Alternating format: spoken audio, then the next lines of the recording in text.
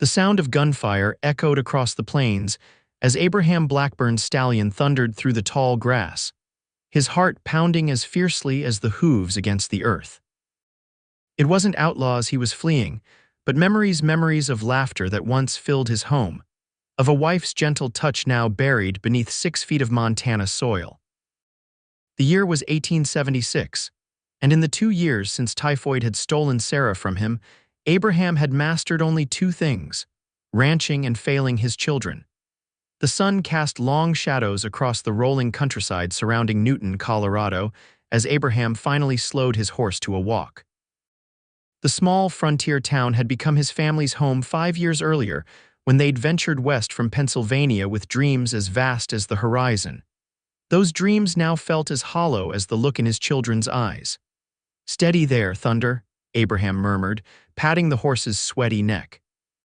At 34, Abraham's once youthful face had weathered into hard lines, his dark beard peppered with premature gray.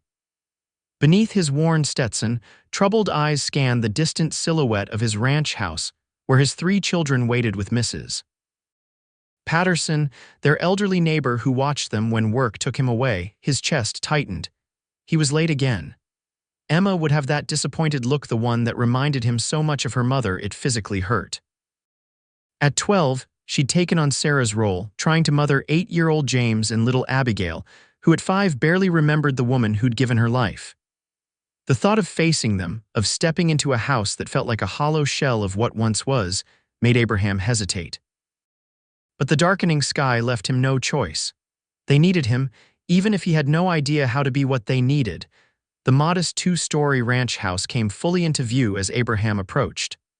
Light glowed from the windows, warm and inviting, a cruel contrast to the coldness that had settled inside him. He dismounted, leading Thunder to the stable, where he took his time removing the saddle and brushing down the animal. "Mr. Blackburn," Mrs. Patterson's voice startled him as she appeared at the stable door, her gray hair escaping from its tight bun. "Supper's gone cold." The children waited as long as they could. Shame washed over Abraham. "I'm sorry, Mrs. Patterson, lost track of time checking the north pasture fence line." She fixed him with a knowing look that said she didn't believe him for a second. Emma put the little ones to bed. "That girl's carrying burdens no child should bear." Abraham nodded, unable to meet her eyes. "Thank you for staying late again. I'll see you home." "No need," she said firmly. "My son's waiting outside." "But Abraham—" She hesitated, her voice softening. "The widow Blackett moved into the old Mason place last week. She's looking for work, I hear. Might be good to have a proper woman's touch around here." "We're managing fine," Abraham said stiffly, though they both knew it was a lie. Mrs. Patterson sighed. "Those children need more than managing, Abraham. They need nurturing. Think about it." With that, she turned and left him alone with his thoughts and the quiet nickering of his horse. Inside the house, Abraham moved silently through the kitchen, eyeing the covered plates on the table. Emma had made stew her specialty, though it was really Sarah's recipe. He wasn't hungry but forced himself to eat a few bites, knowing his daughter would check in the morning. He climbed the stairs slowly, the wooden boards creaking beneath his weight. Pausing at each child's room, he looked in on them sleeping. James was sprawled across his bed, one arm dangling over the edge, his face peaceful in sleep in a way it rarely was awake. Little Abigail clutched the rag doll Sarah had made her, her thumb in her mouth despite Emma's attempts to break the habit. In Emma's room, he found his eldest sitting up in bed, a book open on her lap, though her eyes were on the door as if she'd been waiting for him. "You're late again," she said simply. "I know, Em, I'm sorry. Abby asked if you were gone forever like Mama." Her words struck like a physical blow. Abraham leaned against the doorframe, suddenly feeling too heavy to stand. "I'll do better tomorrow. You said that yesterday." Emma closed her book. In the lamplight, she looked so much like Sarah it made his chest ache. "We need help, Pa," Mrs. Patterson mentioned someone, a widow who's looking for work. Emma's eyes brightened slightly. "Mrs. Blackett, she came by the school yesterday. She's nice, she has kind eyes." Abraham nodded, though hiring help felt like admitting failure. "I'll think about it. Promise?" "I promise, Emma." He crossed the room and placed a kiss on her forehead. "Now get some sleep." Later, in the silence of his own room, the room he once shared with Sarah, Abraham sat on the edge of the bed, head in his hands. The wedding band he still wore caught the moonlight streaming through the window. He twisted it absently, a habit formed over years that now served as a reminder of all he'd lost. Outside, a coyote's lonely howl echoed across the plains, a sound so desolate it might have come from his own soul. Morning came with the persistent crowing of the rooster and the smell of coffee drifting up the stairs.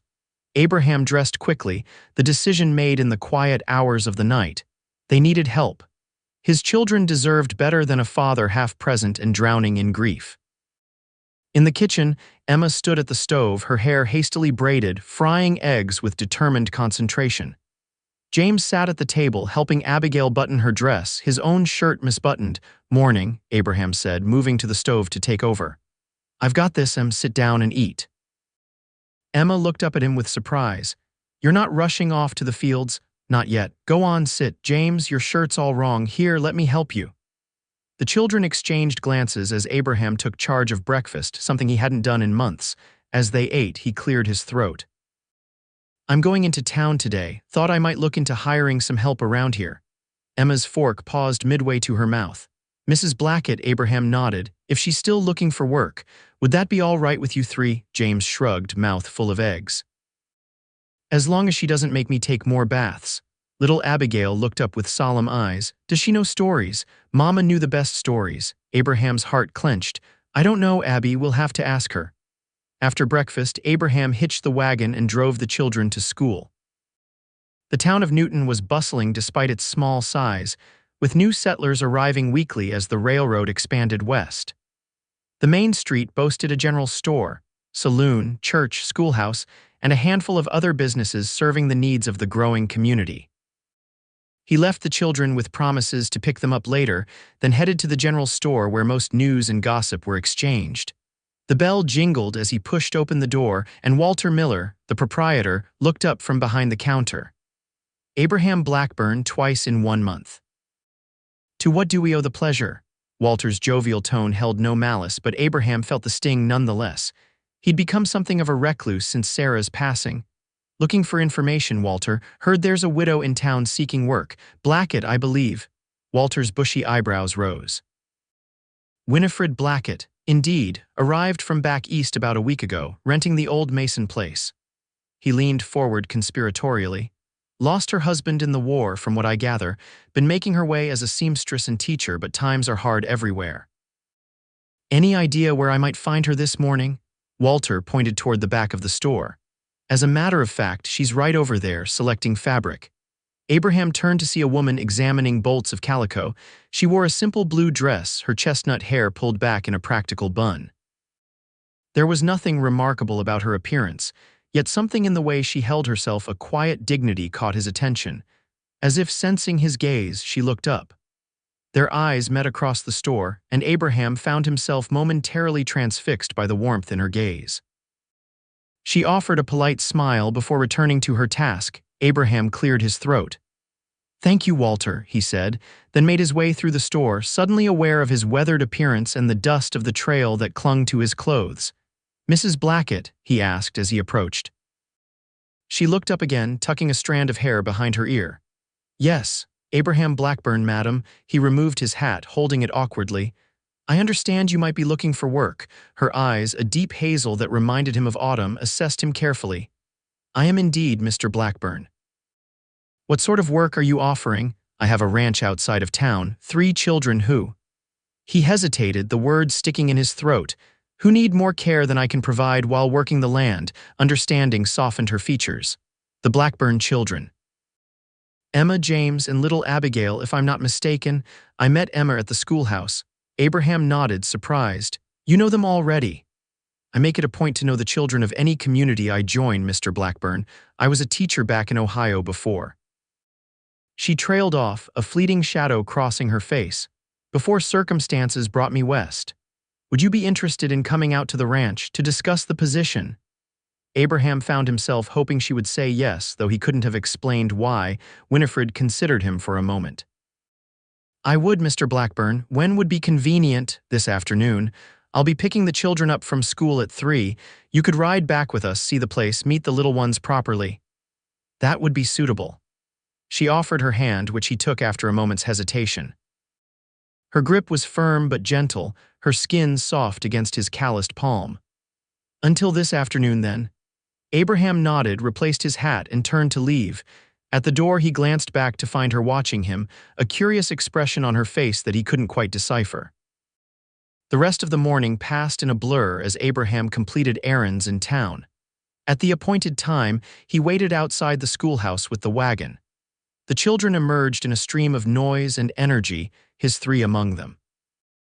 Emma spotted him first, her face lighting up with surprise at seeing him there on time.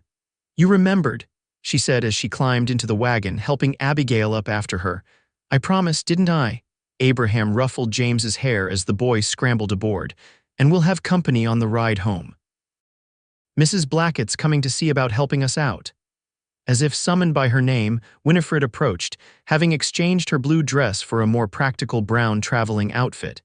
She carried a small valise and wore a bonnet that shaded her face from the harsh afternoon sun. "Good afternoon, Mr. Blackburn, children," she greeted them with a warm smile that reached her eyes. "Thank you for the invitation." Abraham helped her onto the wagon bench beside him, acutely aware of her proximity. It had been so long since he'd sat this close to a woman that wasn't elderly Mrs. Patterson. The faint scent of lavender enveloped her, clean and comforting. The journey back to the ranch filled with conversation as Emma proudly pointed out landmarks to Mrs. Blackett, who asked thoughtful questions about the land and the children's interests. Even James, usually taciturn with strangers, opened up when she inquired about his whittling hobby. Abraham remained mostly silent, stealing glances at the widow beside him. There was something about her, a gentleness that didn't seem fragile, a strength that wasn't hard. She caught him looking once and held his gaze for a beat longer than was proper before turning back to answer Abigail's question about her doll. At the ranch, Abraham helped her down from the wagon, his hands at her waist for the briefest moment before he stepped back, suddenly self-conscious. "It's not much," he said as she surveyed the modest homestead. "It's a home, Mr. Blackburn," Winifred replied. "That's what matters most." Inside, Emma proudly showed her around while Abraham tended to the horses. When he returned, he found Mrs. Blackett in the kitchen, apron already donned, helping Emma prepare supper as if she'd always been there. Little Abigail sat on a stool nearby, chattering away about her day at school, while James set the table without being asked, a minor miracle in itself. The scene struck Abraham with such force that he had to pause in the doorway. For the first time in 2 years, the kitchen felt alive again, warm with conversation and the smell of cooking food. It was both painful and healing, like the first breath after being underwater too long. Supper that night was different from the silent meals they usually endured. Winifred had a gift for drawing people out, asking questions that required more than one-word answers, sharing stories of her own travels that captivated the children. Abraham found himself laughing at her tale of getting lost in St. Louis and ending up at a society ball in her traveling clothes. After the meal, while Emma and James cleared the dishes, Winifred knelt beside Abigail, who was showing her the rag doll Sarah had made. "Her name is Lily," Abigail explained solemnly. "Mama made her for me when I was very little." "She's beautiful," Winifred said, examining the doll with genuine interest. "Your mama must have been very skilled with a needle." Abigail nodded. "She was the best at everything, but I don't remember her face anymore." The confession came out as a whisper, and Abraham, overhearing from across the room, felt his chest tighten painfully. Winifred glanced up, meeting his eyes briefly before turning back to Abigail. "Would you like to know a secret?" she asked the little girl. "When we love someone, they're never truly gone. They live in our hearts and in the things they made with love, like your Lily." "Do you have someone in your heart who's gone?" Abigail asked with a child's directness. Winifred's smile turned wistful. "Yes, little one, my husband, William. And my baby who never got a chance to be born." She touched Abigail's cheek gently. "But I keep them close, just as you keep your mama close." Later, after the children were in bed, Abraham sat with Winifred at the kitchen table, 2 cups of coffee between them as they discussed terms of employment. She would live in the small room off the kitchen that had originally been intended for help, take care of the children and the household, with Sundays off to attend church and tend to her own affairs. I should mention, she said, fingers tracing the rim of her cup, I intend to continue my seamstress work on the side. It wouldn't interfere with my duties here. That's fine, Abraham agreed. The children seem to have taken to you. They're wonderful children, Mr. Blackburn. You should be proud. Sarah deserves the credit for that. He struggled to find the words. Surviving, Winifred finished for him. Sometimes that's all we can do. Their eyes met across the table, and for the first time Abraham felt truly seen. His grief, his struggle, his failure and determination all laid bare and accepted without judgment. When can you start? He asked, breaking the moment. I can gather my things tomorrow. Be here by supper time if that suits. Abraham nodded. That would be fine, Mrs. Blackett. Winifred, please, or Winnie if you prefer. If I'm to live in your home, there's no need for such formality. Abraham, he offered in return, though most folks call me Abe. She smiled, and something warm unfurled in his chest, something he hadn't felt in a very long time. Good night then, Abe. I look forward to joining your household. As promised, Winifred arrived the next evening with her belongings, 2 trunks and a sewing machine that Abraham helped carry inside. The children watched with barely contained excitement as she unpacked her things, turning the spare room into her own space with a quilt on the bed and a few books on the small shelf. The first weeks passed in a blur of adjustment. Winifred slipped into their lives with remarkable ease, establishing routines that brought structure back to the household. She rose before dawn to prepare breakfast, packed lunches for the children, kept the house in order, and still found time to mend clothes and start a small vegetable garden beside the house. Abraham found himself lingering over breakfast rather than rushing out to work, enjoying the conversation and the peaceful atmosphere that now prevailed. In the evenings, he returned to find supper waiting and the children clean and content, often gathered around Winifred as she read to them or taught Emma new stitches. One evening in late May, Abraham returned from the fields earlier than usual. The sound of laughter drew him to the backyard, where he found Winifred teaching the children to dance.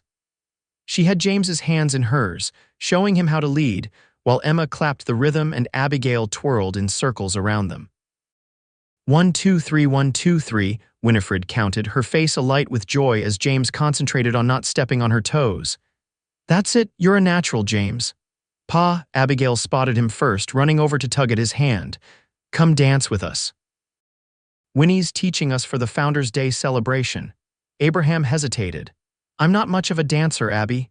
Neither is James, but he's learning, Emma pointed out with a grin.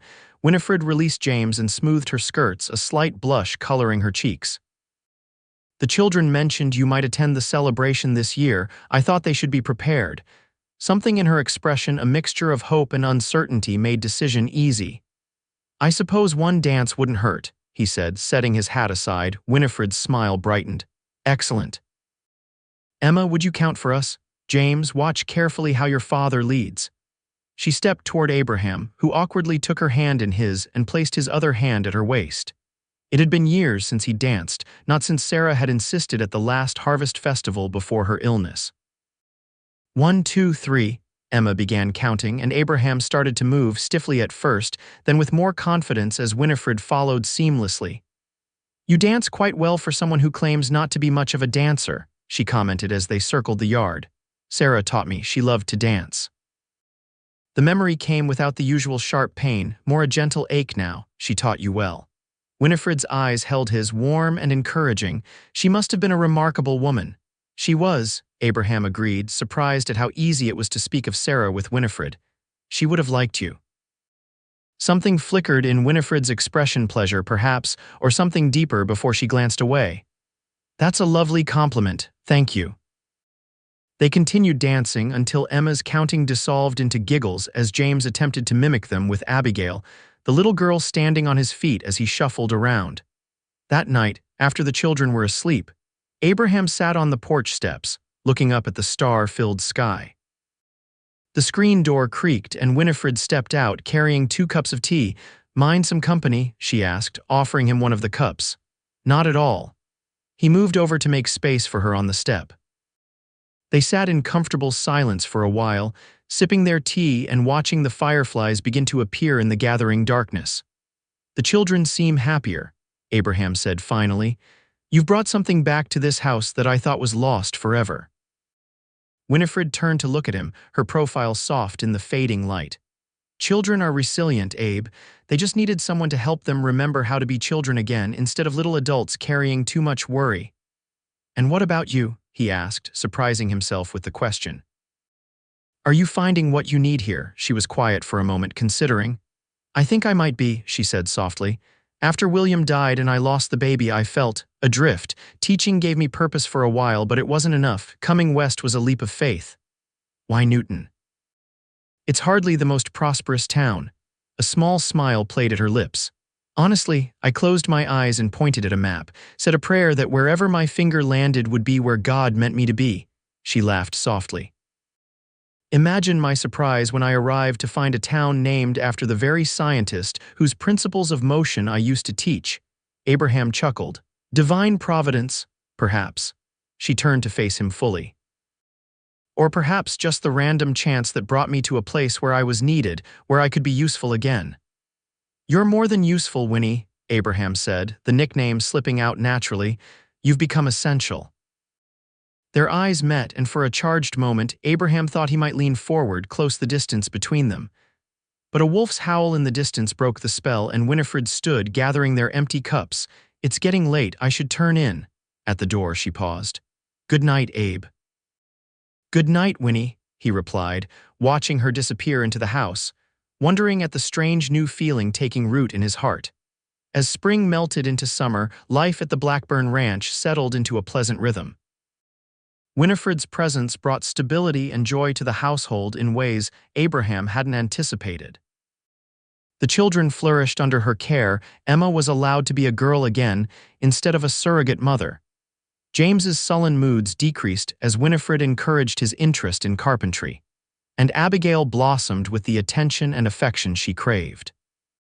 For Abraham, the change was more subtle but no less profound. The crushing weight of grief and failure began to lift, allowing him to engage with his children and his work with renewed purpose. He found himself looking forward to evenings at home, to the conversations with Winifred over supper, and the quiet moments they sometimes shared on the porch after the children were asleep. In early July, as Independence Day approached, the town of Newton buzzed with preparation for their annual celebration. Winifred had been commissioned to sew bunting for the town square and dresses for several prominent citizens' wives, keeping her up late into the night at her machine. Abraham came in from the barn one evening to find her at the kitchen table, surrounded by swathes of red, white, and blue fabric.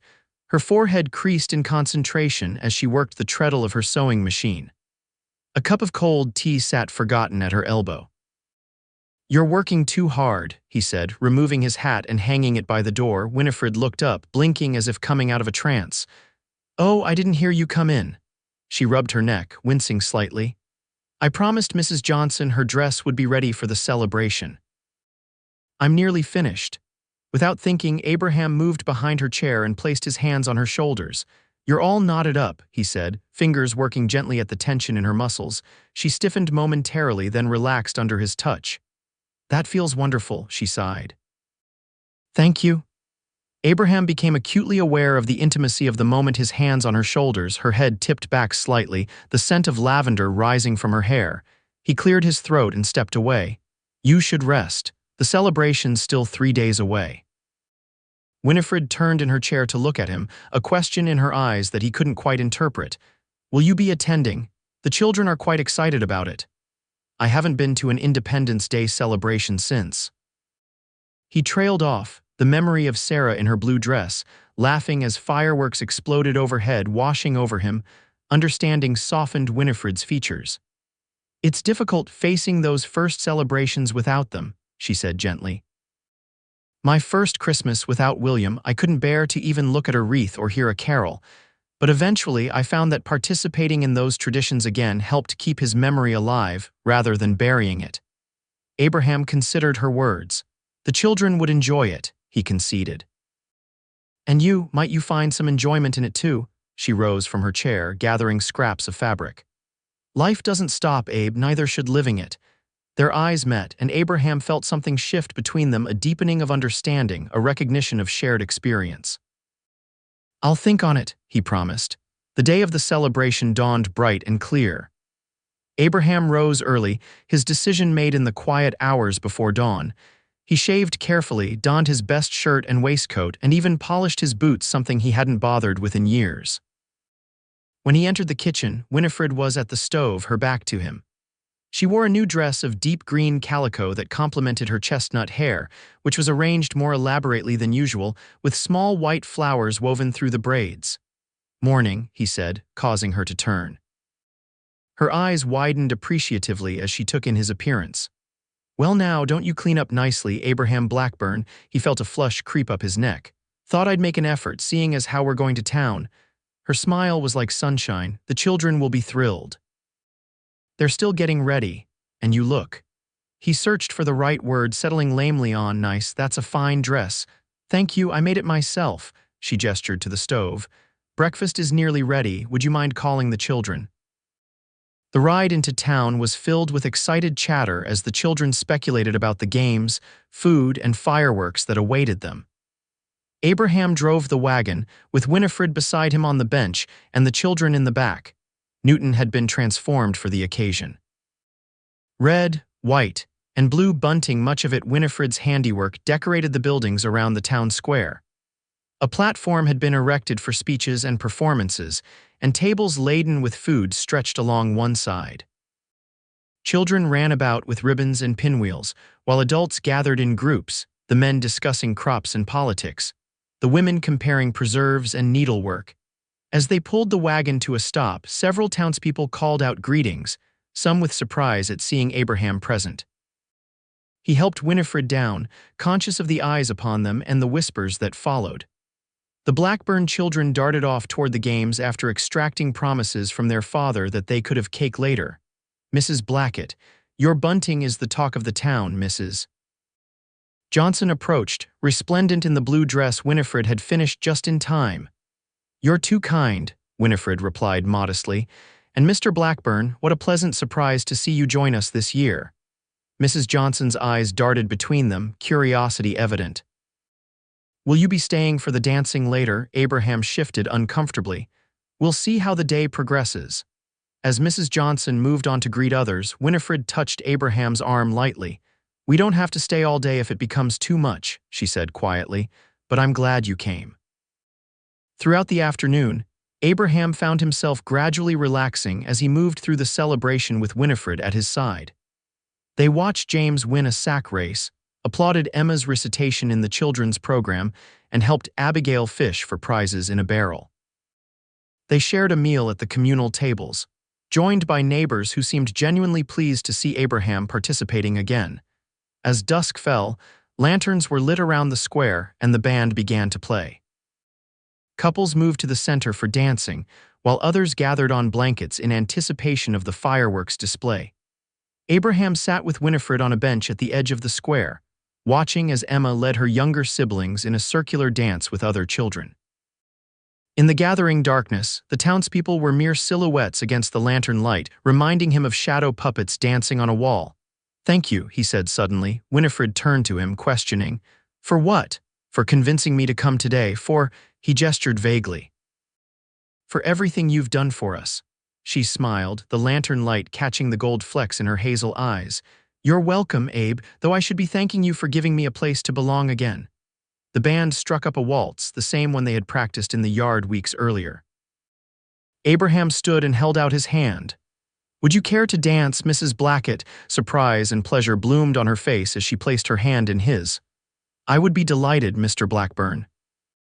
He led her to the edge of the dancing area, placed his hand at her waist, and began to lead her in the familiar steps. She followed perfectly, her skirts swishing against his legs as they turned. "The children are watching," she murmured, glancing over his shoulder. Abraham turned slightly to see his 3 children standing at the edge of the dance floor, eyes wide with wonder and something like hope. Emma gave him an encouraging smile and a small thumbs up that made him chuckle. "Let them watch," he said, turning his attention back to Winifred. "It's good for them to see that life goes on, isn't it?" Her eyes softened. "Yes, it is. They danced in silence for a moment, the music and the movement creating a bubble of intimacy around them.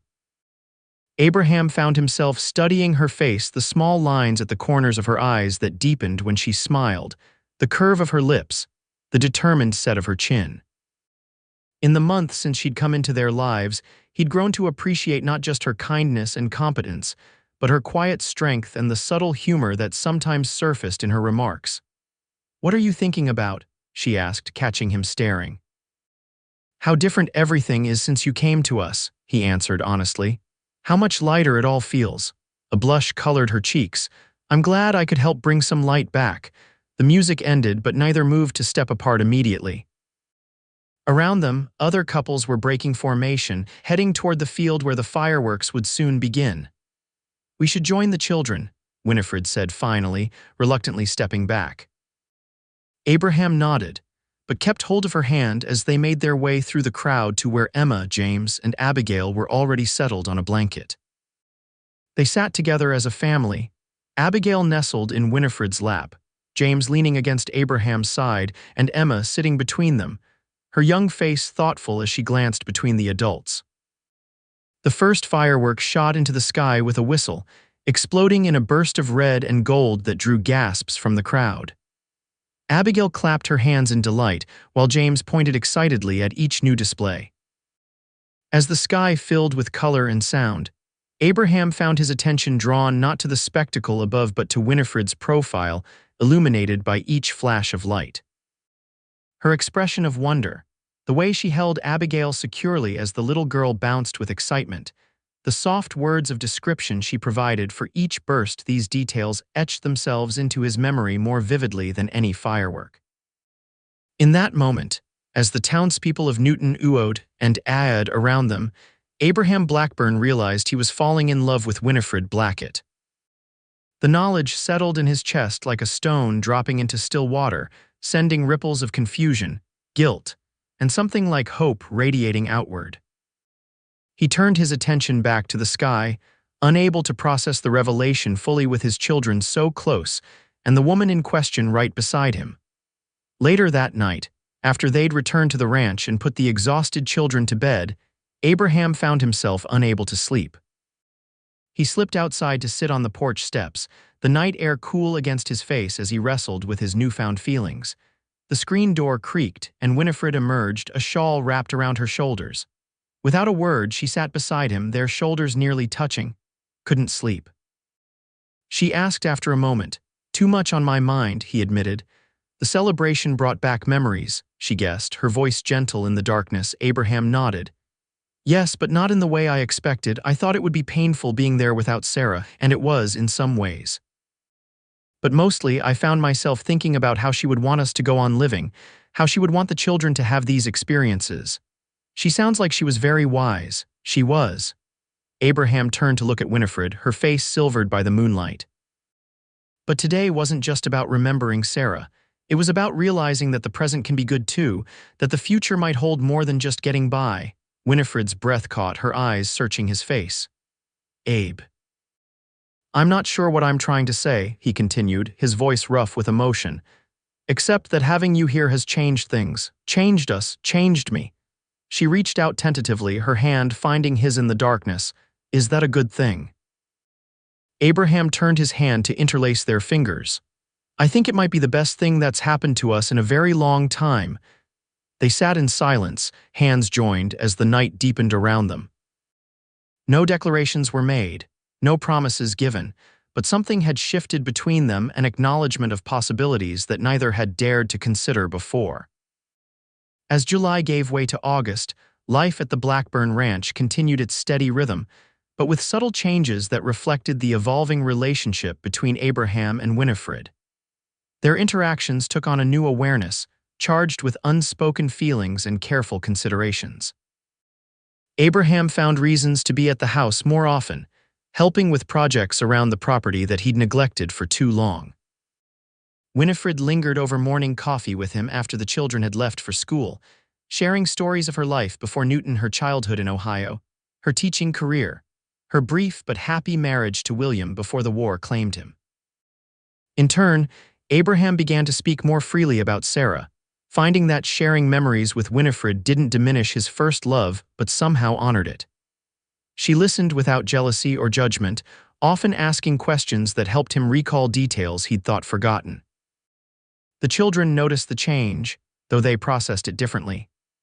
Emma, perceptive beyond her years, watched the adults with hopeful calculation, sometimes creating transparent excuses to leave them alone together. James seemed cautiously optimistic, testing Winifred's staying power by gradually allowing her further into his confidence. Little Abigail, who had the least memory of her mother, simply flourished under the additional attention and affection that now filled the house. One sweltering afternoon in late August, Abraham returned from the fields to find Winifred and the children at the creek that ran along the eastern edge of the property.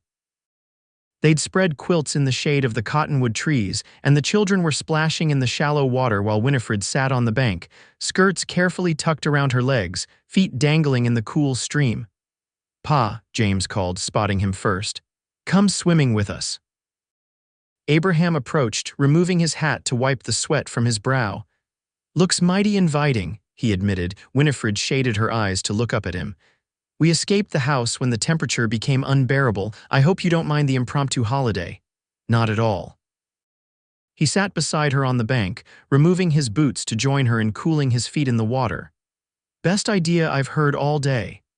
They watched the children play, their happy shrieks echoing across the water as they engaged in a splashing contest. Abraham was struck by how carefree they seemed, a stark contrast to the solemn, withdrawn children they'd been just months earlier. "They've changed so much," he commented. Winifred nodded, a smile playing at her lips. "Children heal quickly when given the chance. They just needed permission to be happy again." "And what about you?" Abraham asked, turning to study her profile. "Are you happy here, Winnie?" She met his gaze, her expression open and honest. "Happier than I thought possible after William died. I came west looking for a fresh start, but I found so much more." She hesitated, then added softly, "I found a family." The word hung between them, full of meaning and possibility. Abraham's hand found hers on the quilt, their fingers intertwining as naturally as breathing. "I never thought I'd feel this way again," he confessed, his voice low enough that the children couldn't hear over their play. "After Sarah died, I was certain that part of my life was over, that the best I could hope for was to raise the children well and keep the ranch going." Winifred's fingers tightened around his. "And now I find myself thinking about the future again, making plans that go beyond just surviving the next season." He took a deep breath. "Plans that include you if you're willing." Her eyes widened, a flush spreading across her cheeks that had nothing to do with the summer heat. "Abe, are you saying what I think you're saying?" Before he could answer, they were interrupted by a squeal from Abigail, who had spotted a frog and was attempting to catch it with James's help. The moment broke, but the question remained in Winifred's eyes as they gathered the children and the quilts and made their way back to the house. That evening, after supper was cleared and the children were occupied with their own activities, Abraham found Winifred on the porch, darning socks by the last light of day. "Can we talk?" he asked, settling into the chair beside her. She set aside her work, giving him her full attention. "Of course." Abraham took a moment to gather his thoughts, wanting to get the words right. "I've been thinking about what you said at the creek today about finding a family here." Winifred's hands twisted in her lap. "I hope I didn't speak out of turn." "No, not at all." He reached over to still her nervous movements, covering her hands with one of his. "The truth is, you've become family to us. To the children, of course they adore you, but to me as well." Hope flickered in her eyes. "And what does that mean exactly?" "It means I care for you, Winnie. More than as an employee or even a friend. I find myself thinking about you when we're apart, looking forward to our conversations, wondering what would make you smile." He swallowed hard. "It means I'm falling in love with you, and it terrifies me because I never expected to feel this way again." Tears gathered in Winifred's eyes, but her smile was radiant. "Oh, Abe, I've been so afraid to acknowledge my feelings for you. It seemed presumptuous stepping into another woman's place in your home, in your children's hearts." "You haven't replaced Sarah," he assured her. "You've created your own place. The children will always love their mother, but they love you too in a different way." "And you?" she asked, vulnerability clear in her voice. "Is there room in your heart for me alongside Sarah's memory?" Abraham lifted a hand to cup her cheek, his thumb brushing away a tear that had escaped.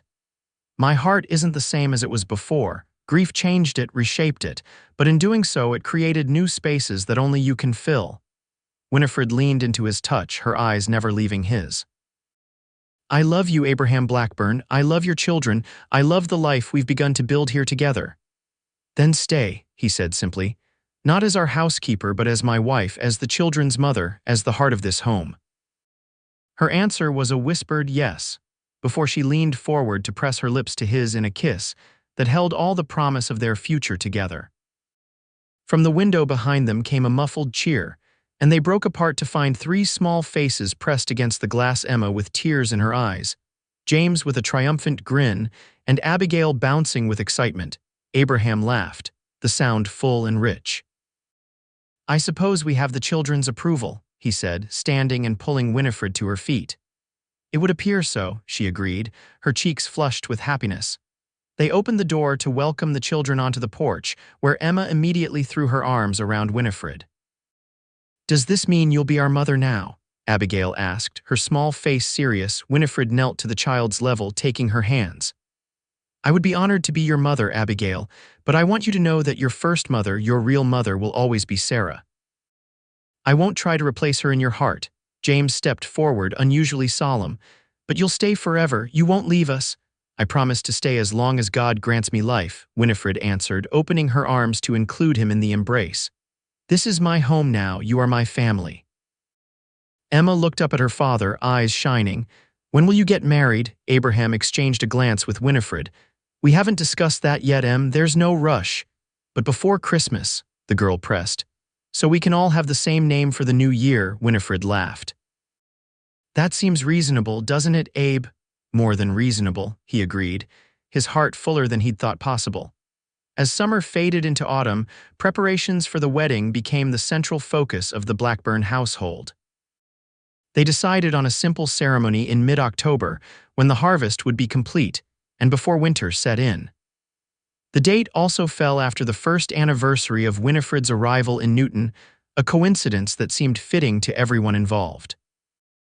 Winifred moved her belongings from the small room off the kitchen to the guest room upstairs, a temporary arrangement until after the wedding, when she would share the master bedroom with Abraham.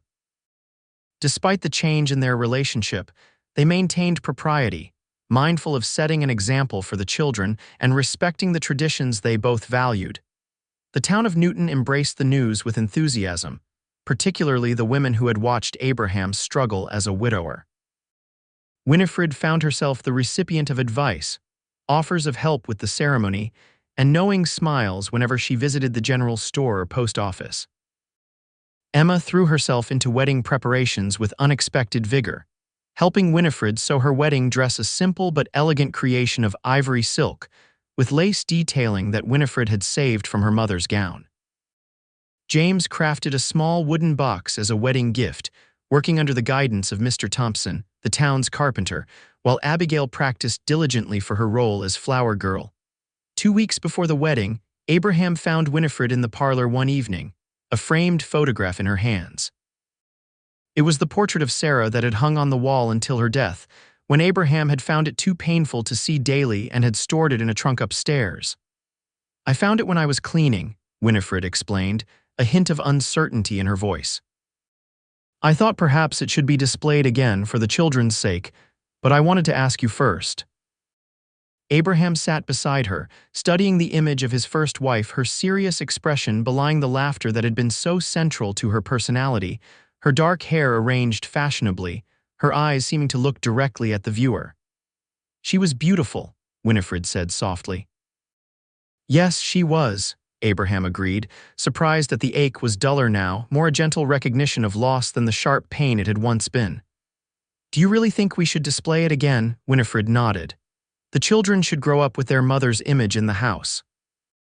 It's part of who they are, part of their history. She hesitated, then added, unless it would be too difficult for you. Abraham considered her words, touched by her generosity of spirit. No, I think you're right. It's time to bring her back into our daily lives, not as a ghost, but as a beloved memory. The relief on Winifred's face was evident. I want them to know it's all right to love her, to miss her, to speak of her freely. I don't want to erase her." "You could never erase her, Winnie," Abraham said, taking her hand. "Just as William will always be part of who you are, our past loves shaped us into the people who found each other." Tears glistened in Winifred's eyes as she leaned forward to kiss him gently. "Thank you for understanding." The next day, Abraham rehung Sarah's portrait in the parlor, and that evening at supper, he encouraged the children to share memories of their mother. Emma recalled how Sarah had taught her to make biscuits. James remembered fishing with her at the creek, and Abigail, whose memories were more impressions than concrete events, spoke of a lullaby Sarah used to sing. Winifred listened attentively, asking questions and smiling at the stories.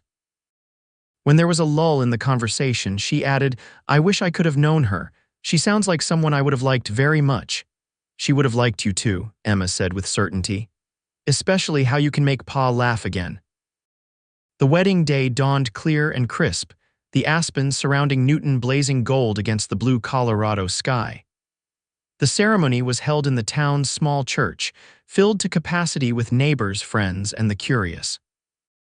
Reverend Phillips officiated, his words emphasizing not the joining of two people but the formation of a family, as Emma, James, and Abigail stood with the couple throughout the service. Winifred was radiant in her ivory gown, her chestnut hair adorned with small white flowers similar to those she'd worn at the Independence Day celebration. Abraham, in a new suit purchased for the occasion, felt a nervous excitement he hadn't expected, not the jitters of youth, but a profound awareness of the second chance he was being given. "I, Abraham, take you, Winifred, to be my lawfully wedded wife," he recited, his voice steady as he held her hands in his. "To have and to hold from this day forward, for better or for worse, for richer or for poorer, in sickness and in health, to love and to cherish, until death do us part."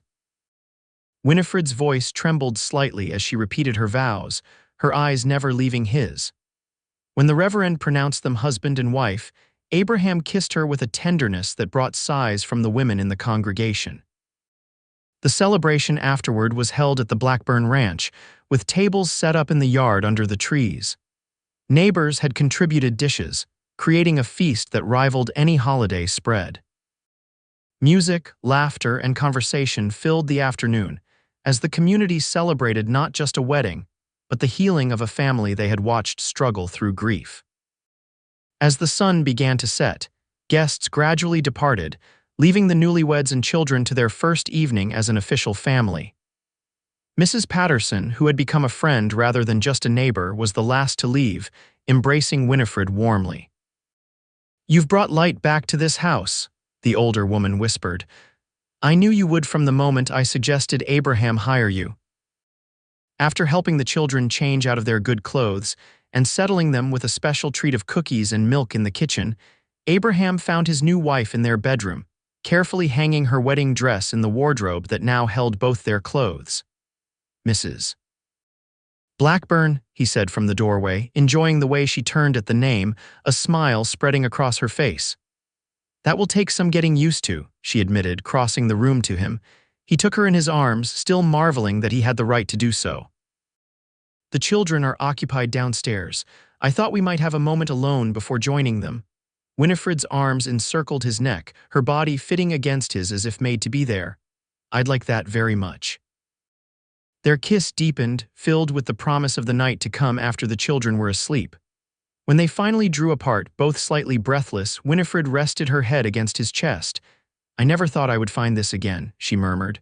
"A home, a family, a love like this." Abraham pressed his lips to her forehead. "Nor did I. You've given us all a second chance, Winnie.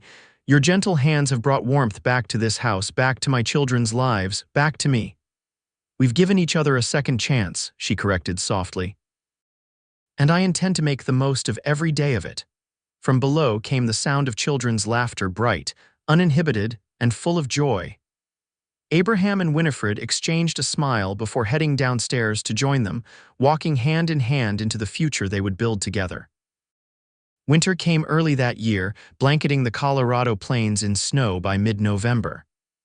The Blackburn household, now complete with a new mother, settled into a comfortable routine as they prepared for their first Christmas together.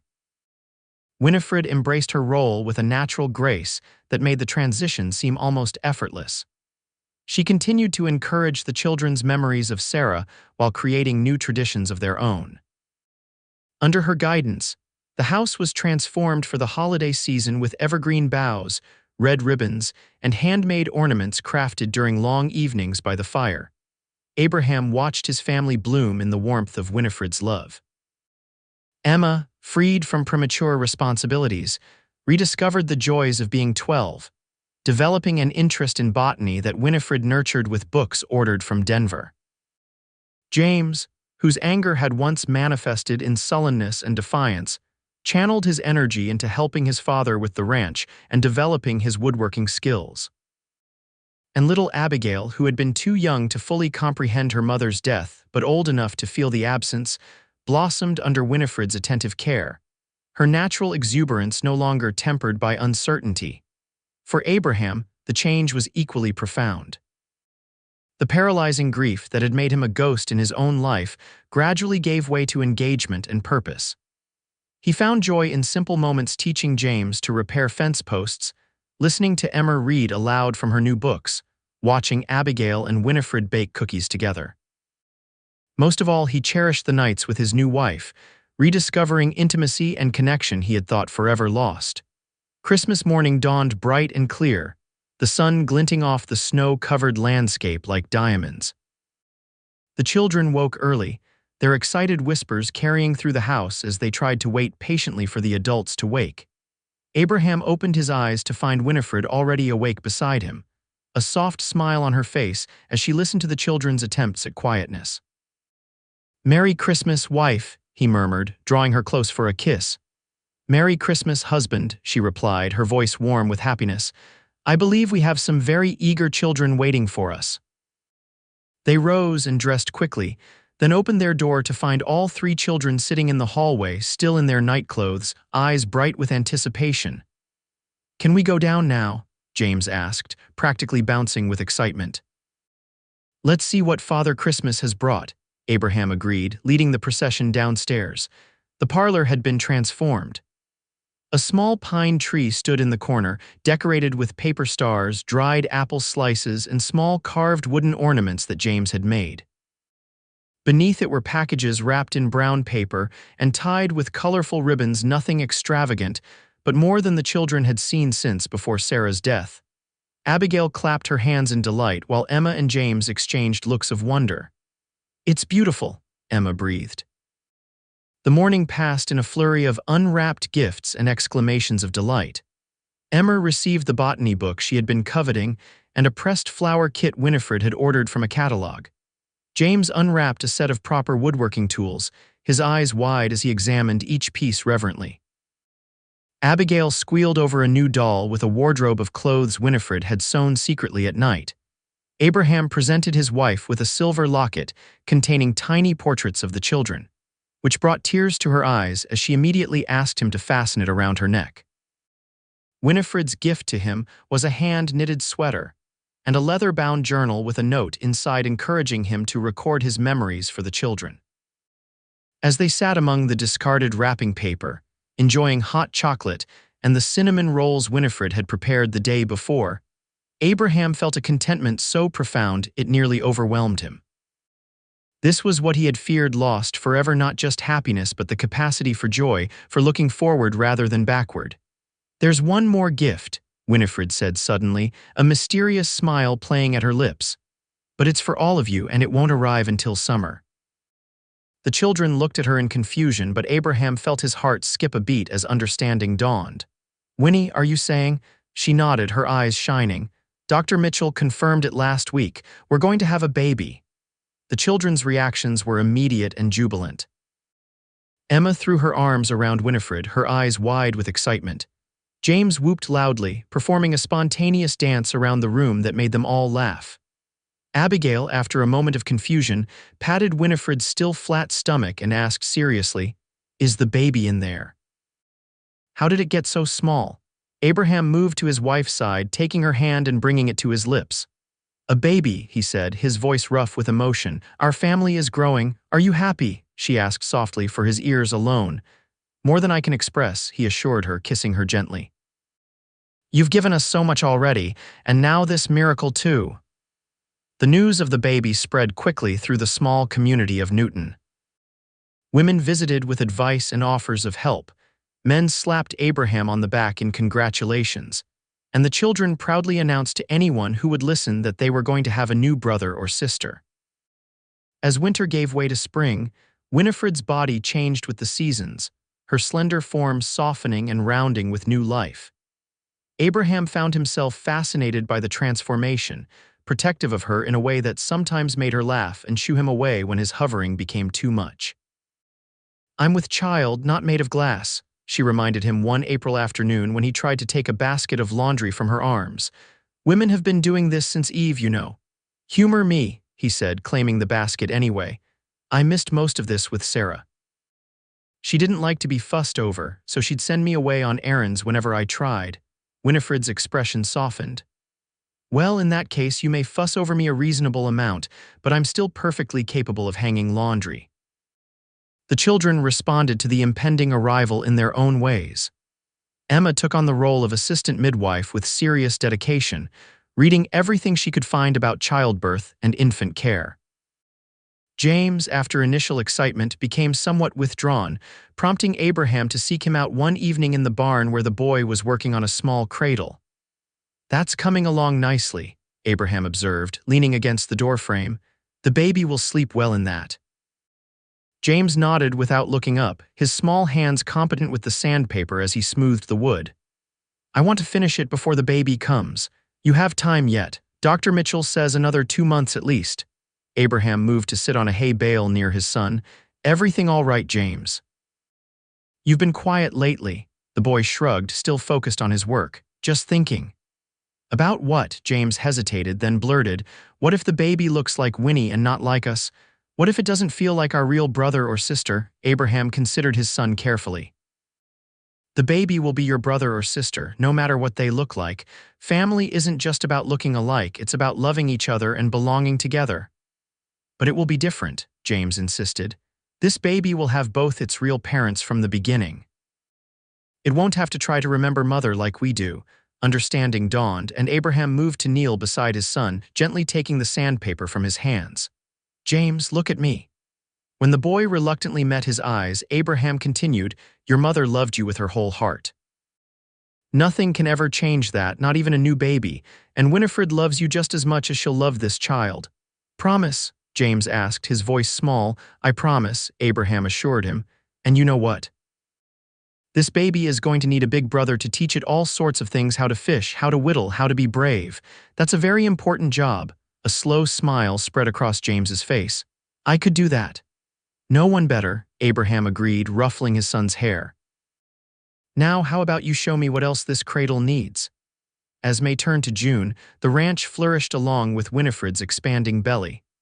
The vegetable garden she had started the previous year yielded an abundant harvest, the cattle were healthy, and the house had never felt more like a home. Abraham found himself singing as he worked, something he hadn't done in years. One warm evening, as they sat on the porch watching the fireflies begin their nightly dance, Abigail climbed into Winifred's lap, or what remained of it, with her rounded stomach, and placed her small hand on the bump. "The baby's kicking," she exclaimed as she felt movement beneath her palm. "Does that mean it's coming soon?" "Not quite yet," Winifred said, smoothing Abigail's hair. "The baby's just saying hello to its big sister." "I hope it's a girl," Abigail declared. "Boys are too noisy." James, sitting on the steps nearby whittling a small animal figure, looked up indignantly. "Girls talk too much. It should be a boy." "What do you think, Emma?" Abraham asked his eldest, who was absorbed in her botany book. Emma considered the question seriously. "A girl would be nice, but a boy would even things out. Either way, I just want the baby to be healthy." "Wise words," Winifred approved, exchanging a smile with Abraham. "We'll be grateful for whoever joins our family." That night, after the children were asleep, Abraham held Winifred close in their bed, his hand resting protectively over the life growing within her. "Have you thought about names?" he asked. "A few," she admitted. "If it's a boy, I thought perhaps William, after my first husband." "But only if that doesn't trouble you." Abraham considered this. I think that would be a fine tribute. William Blackburn has a strong sound to it. And if it's a girl, Winifred continued hesitantly, I wondered if you might like to name her Sarah. Abraham was silent for so long that Winifred began to worry she had overstepped. Finally, he pressed a kiss to her temple and said, You are the most remarkable woman, Winifred Blackburn, but I think perhaps Sarah should remain unique in our family's memory. What about your mother's name for a girl? Elizabeth, Winifred supplied. Elizabeth Sarah, perhaps?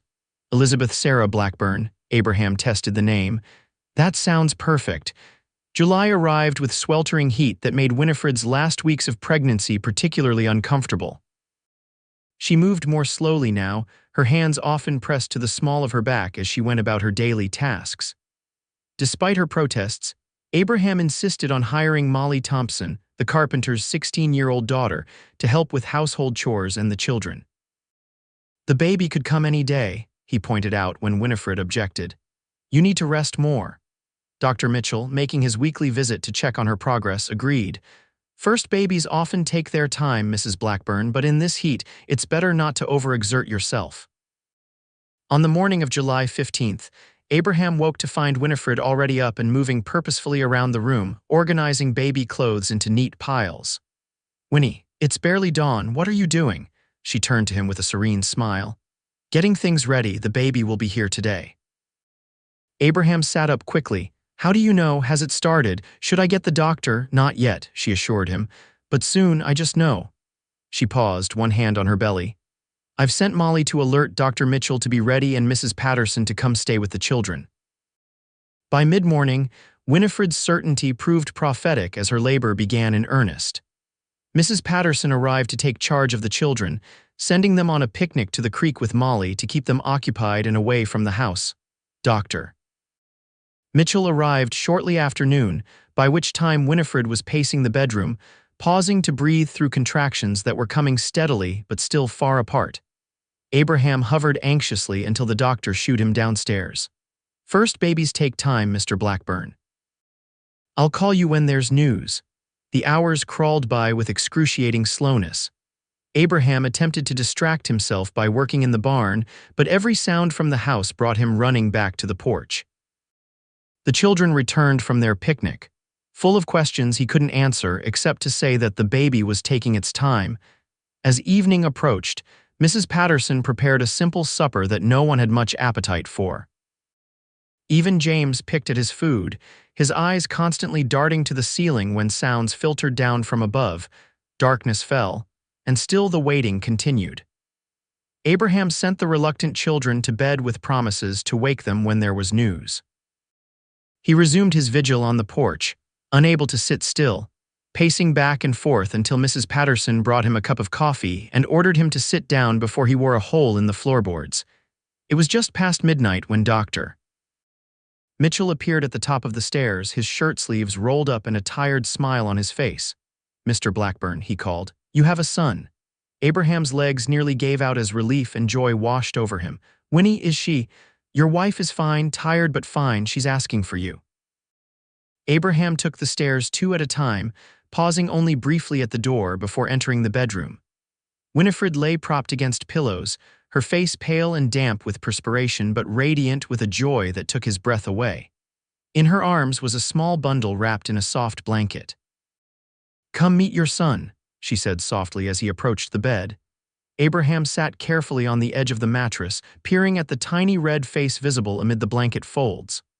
The baby had a shock of dark hair and was making small mewling sounds, his eyes tightly shut. He's perfect, Abraham whispered, reaching out to touch the baby's cheek with a gentle finger. You're perfect, both of you. William Abraham Blackburn, Winifred pronounced, looking up at her husband with tired eyes full of love. If that still suits you. It suits me very well indeed. Abraham leaned forward to kiss her tenderly. Thank you, my love, for everything. Dr. Mitchell cleared his throat from the doorway. I'll leave you three to get acquainted. Mrs. Patterson has prepared a room for me, so I'll stay the night just to be sure all continues well.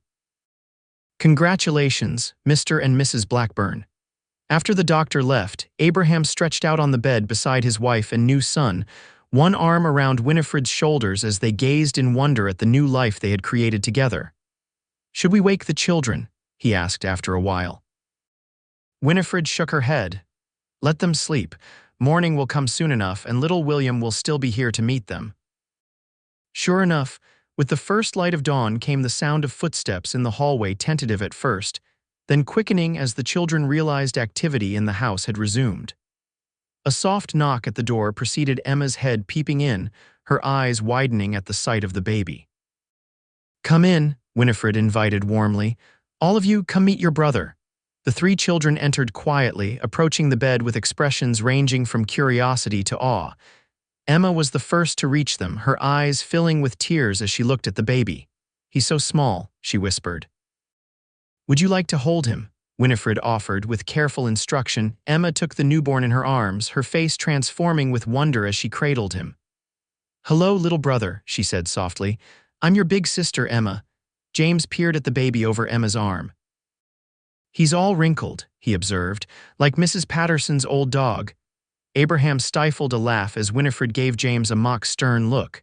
He'll smooth out in a few days. All new babies look a bit wrinkled at first. Abigail, standing on tiptoe to see, asked solemnly, Did I look like that when I was born? Just exactly like that, Abraham assured her, lifting her up for a better view. But you were the prettiest wrinkled baby in all of Colorado, just like William here is the handsomest.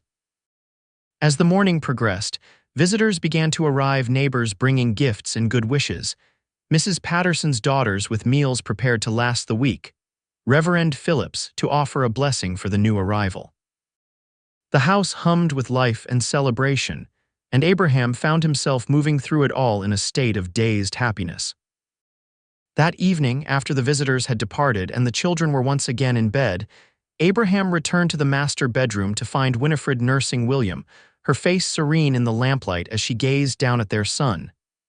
You should sleep while he does, Abraham advised, removing his boots. Dr. Mitchell says you need your rest, Winifred smiled without looking up. I will soon, I just can't seem to stop looking at him. Abraham understood completely. He'd spent most of the day doing exactly that, marveling at the tiny fingers, the perfect ears, the way the baby's mouth formed a small O when he yawned.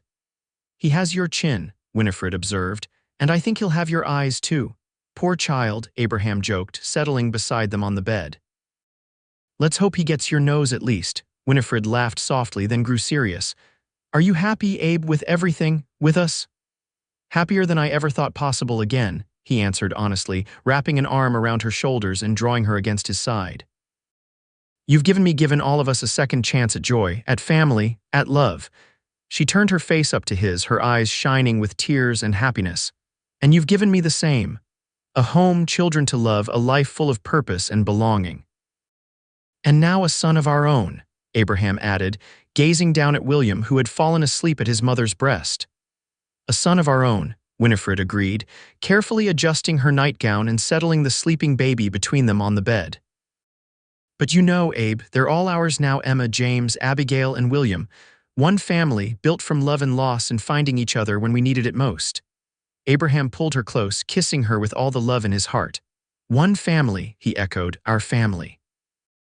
Outside their window, the stars shone bright in the Colorado sky, witnesses to the miracle of healing and renewal that had taken place within the walls of the Blackburn home. Where once grief had reigned, now love flourished. Where children's laughter had been silenced, it now rang out freely. And where a man had believed his heart forever broken, it now beat strong and whole, filled with gratitude for the widow whose gentle hands had brought warmth back to a home that had forgotten how to be happy. In the years that followed, the Blackburn family continued to grow and thrive. Emma eventually became a teacher, specializing in natural sciences, her mother's legacy of learning living on through her work with children. James developed into a skilled carpenter whose furniture was sought after throughout the county, his hands creating beauty from raw materials just as Winifred had shaped their broken family into something whole. Abigail, who remembered Sarah only through stories and the portrait that hung prominently in their home, grew into a compassionate young woman with her stepmother's gift for making others feel valued and heard. And young William, joined 2 years later by a sister they named Elizabeth, never knew a time when love was absent from the Blackburn home. He grew up surrounded by siblings who adored him, a father whose quiet strength guided him, and a mother whose gentle hands had once upon a time brought healing to a family that had forgotten how to hope. Abraham and Winifred's love deepened with each passing year, their shared experiences both joyful and challenging binding them ever closer. On quiet evenings, they often sat together on the porch, watching the sun set over the land that had witnessed their journey from brokenness to wholeness, from strangers to beloved partners in all things. Did you ever imagine this? Winifred would sometimes ask, her head resting on his shoulder as they watched their children play in the yard. "That day when you came to the general store looking for help, not in my wildest dreams," Abraham would answer truthfully. "But I'm grateful every day that I found the courage to ask, and that you found the courage to say yes."